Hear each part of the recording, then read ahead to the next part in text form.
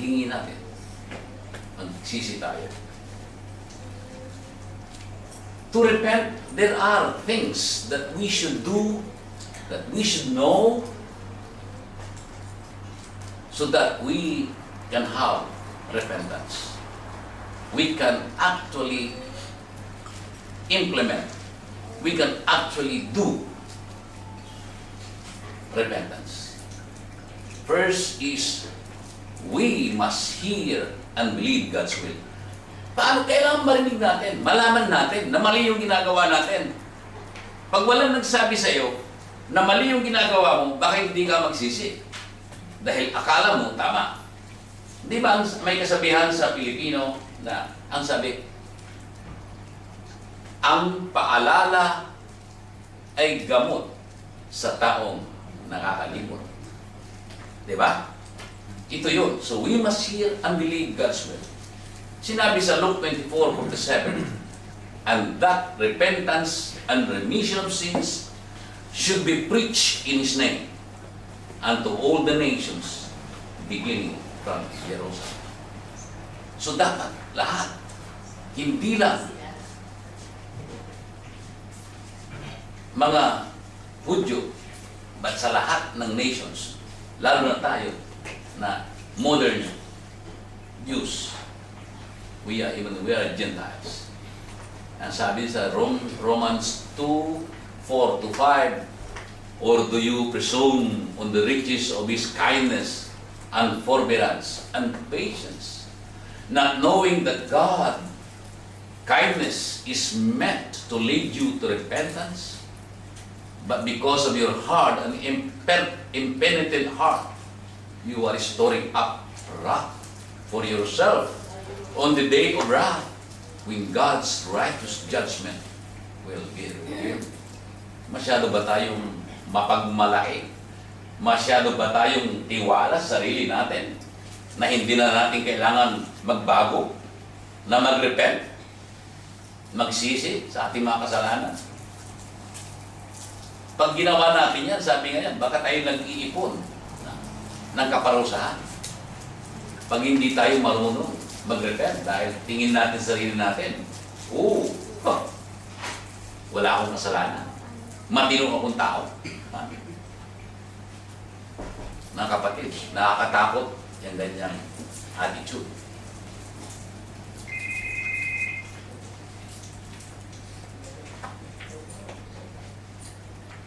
Pangalawa is, we must recognize or admit our sins.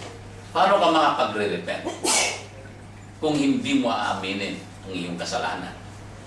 Paano makakapagsisi kung hindi mo tatanggapin sa buhay mo, kapatid, na ikaw ay makasalanan? Di ba? Paano mo matatanggap ang kapatawaran kung sa una pa lang ay hindi mo inaamin na may kasalanan ka? Di ba? Kaya anong gagawin natin to recognize that we are sinners, that we have sinned? In Psalm 38:18, sabi niya, sino sasabi nito? I confess my iniquity.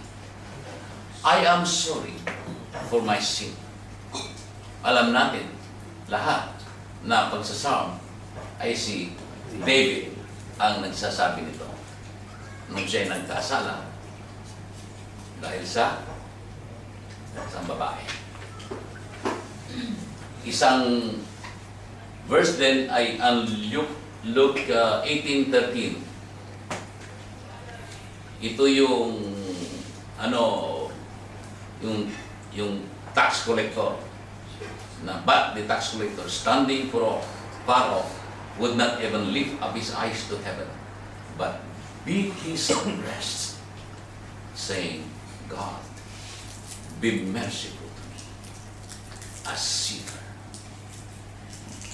Masyadong sincere siya. Hindi katulad nung isang, yung Parsi, di ba? Partusi, na mayabang, maporma, proud. Lord, patawan mo. Hindi ka tulad nito. Dahil hindi ka tulad itong katabi ko. May makasalanan yan. Ako matino. Hindi ba? Huwag natin gayahin yun. Hindi natin alam kung kahit na ito sa tingin mo ay isang makasalanan, pero sa puso niya, hindi mo alam ang tumatakbo sa puso niya at isipan.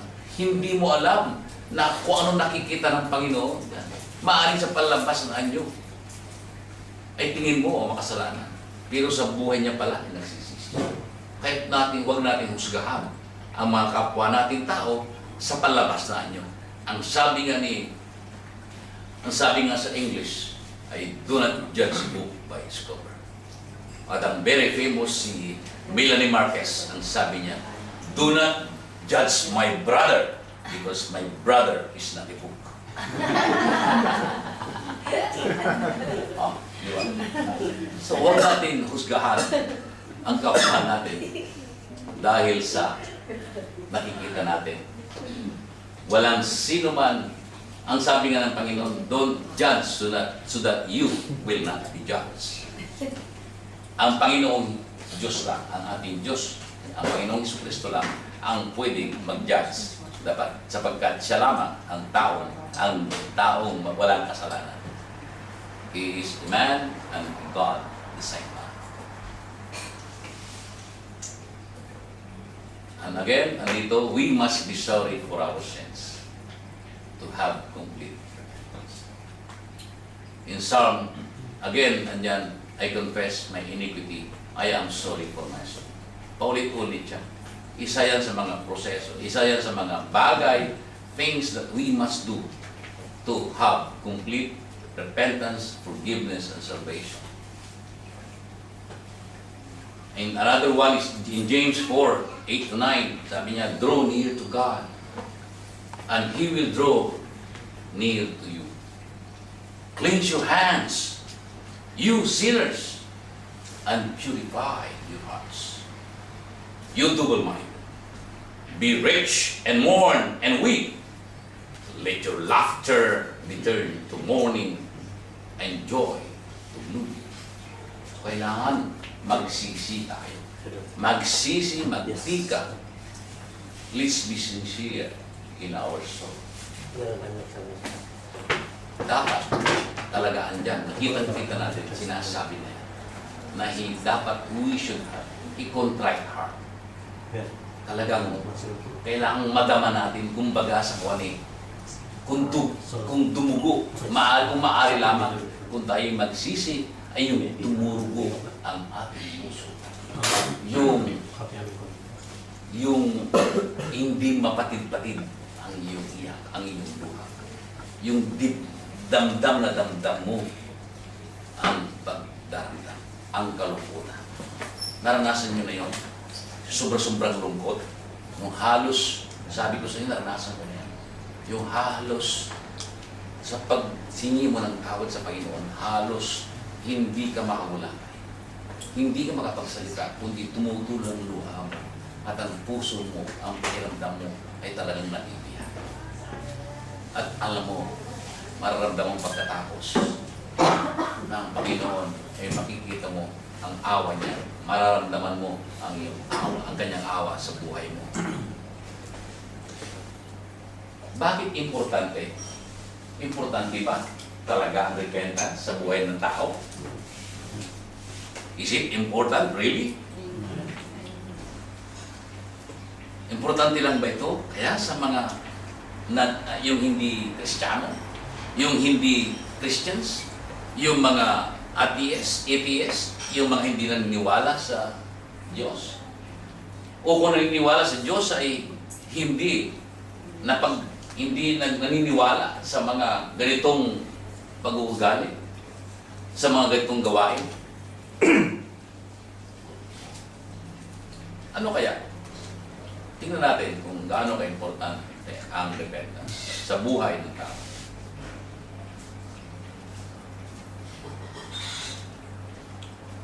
Repentance is essential to develop proper attitudes.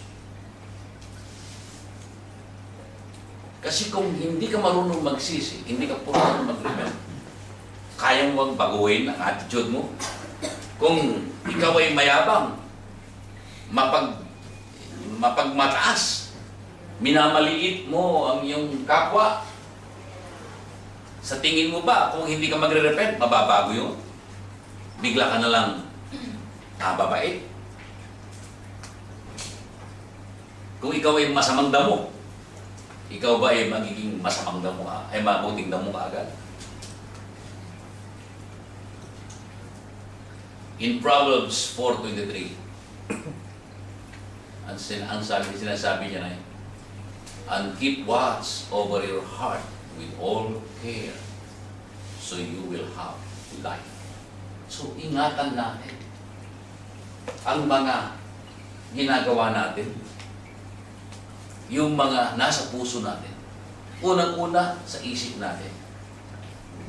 Dahil bago may gagawin, iisipin mo muna. Pagkatapos dadaan sa puso mo, tama ba ito? O mali ito? Mararamdaman, makukumbit ka ba sa gagawin mo? Kung makukumbit ka, alam mo, hindi tama yun. Alam mo, pag ikaw ay sanay na, hindi sanay na gumagawa ng masama, gagawin mo pa lang, iniisip mo pa lang, nanginginig ka na eh. Diba? Naramdaman yun eh. Iisipin mo lang na may gagawin kang masama. Nanginginig ka na. Takot ka na. Mandudukot ka eh. Lalo kang mahuhuli dahil nanginginig ka na eh. Hugutin mo yung pitaka eh. Nanginginig ka. Maramdaman ka nung dudukutan mo. Diba? Kasi hindi ka sanay. Pero yung mga sanay, dadaan lang yan. Wala na, kuha na. Diba? Dahil sanay na. So, mga kapatid tayo, ingat, palaging ingat sa mga naramdaman natin nasa puso natin. Sa Joel, sabi niya, but even now, declares the Lord, return to me with all your heart, with fasting, crying, and mourning. Tear your hearts, not your clothes. Return to the Lord your God. He is merciful and compassionate, patient and always ready to forgive and to change His plans about disaster. So, kung iisipin natin ito, ditong mga kakaharapin natin pag tayo'y nagkasala, sigurado mababago yung attitude natin. Sigurado matututo tayo mag-repent at babaguhin natin ang ating mga ugali. Pakikitungo natin sa ating kapwa. And number 2 is the repentance is essential to receive God's forgiveness. It's very essential. Kung hindi ka magre-repent, sabi ko nga kanina, uulitin ko naman, kung hindi mo aaminin, hindi ka magsisisi na ikaw ay makasalanan, paano ka makakatanggap ng kapatawaran? Di ba? Wala ka palang kasalanan eh. Paano ka patatawarin? Di ba? Sabi sa 2 Peter 3:9, the Lord is not slack concerning His promise, as some count slackness, but is long-suffering to you, Lord, not wishing that any should perish, but that all should come to repentance. Hindi masaya ang Panginoon na ikaw ay parurusahan dahil hindi ka nag-repent. Kala nyo masaya ang Panginoon. At ang repentance ba? Para sa Panginoon? Hindi.